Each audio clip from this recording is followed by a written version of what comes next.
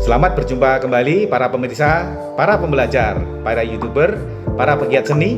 Masih dengan saya Agus Eko Madyo dan masih tentang Culture, Innovation, and Design. Dan saat ini kita tengah membahas seni untuk sains dan inovasi. Dan kita akan membahas seni sebagai sebuah disiplin. Sebelumnya, beberapa tahun silam saya pernah melihat sebuah tayangan di televisi ya, tentang suatu fakultas seni rupa dan desain ya, dan salah seorang dosen waktu itu berbicara bahwa mahasiswa seni rupa itu banyak yang terjebak pada penampilan yang nyeni, yang eksentrik, yang artistik. Padahal menurut beliau waktu itu adalah esensi dari seni adalah berkarya, berpikir, dan membuat sesuatu. Jadi mempelajari seni hakikatnya adalah pada konten dan bukan pada kemasan. Nah, ini bisa kita jadikan sebagai statement awal untuk membahas seni sebagai sebuah disiplin. Jadi bukan penampilan nyeni, bukan penampilan eksentrik, tetapi menyangkut bagaimana tentang cara berpikir, cara bersikap dalam berkesenian. Bicara soal disiplin, maka bicara soal sekolah.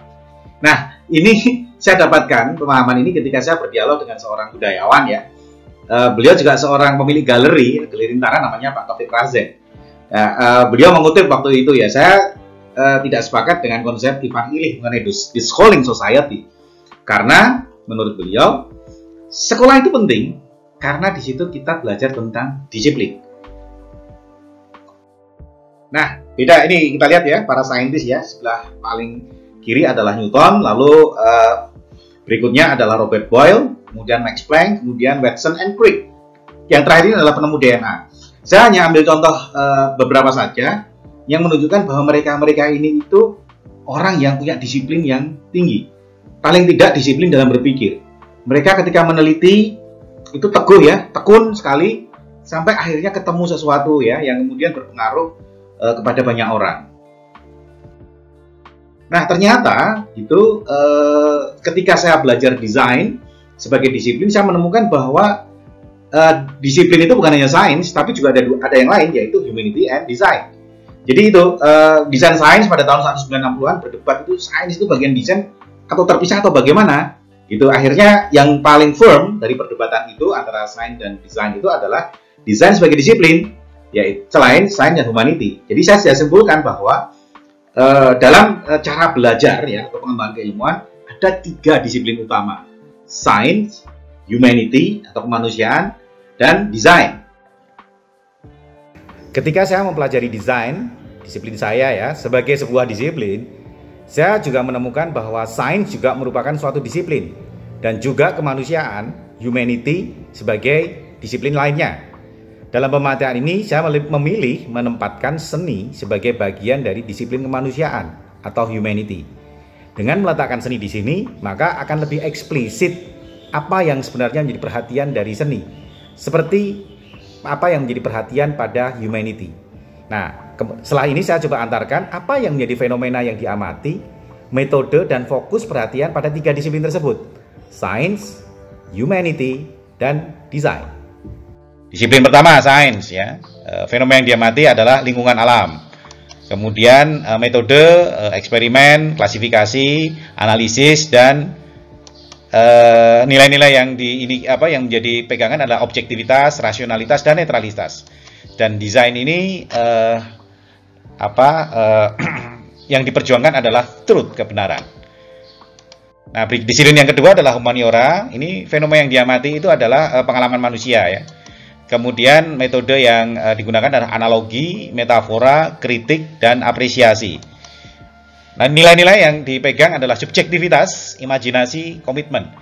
Ya, ini disiplin humaniora ini banyak digunakan untuk seni dan sastra ya. Dan kalau Anda tahu, kita tahu nilai-nilai yang diperjuangkan ini adalah keadilan atau justice. Nah, ini disiplin kita ya. Ketiga yaitu desain ya. Fenomena yang diamati ya, concern kita kan built environment ya, man-made world ya.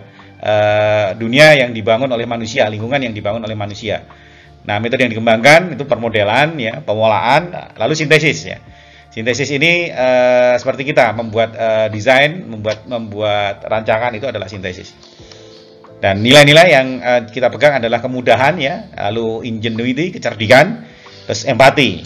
Sehingga concern utama disiplin desain adalah pada kecocokan, appropriateness. Nah, ini adalah hasil karya peradaban manusia ya, yang lewat penalaran itu contoh yang paling advance adalah roket ya. Kita bisa masuk ke angkasa luar. Kalau sekarang barangkali internet ya, mesin-mesin internet ya.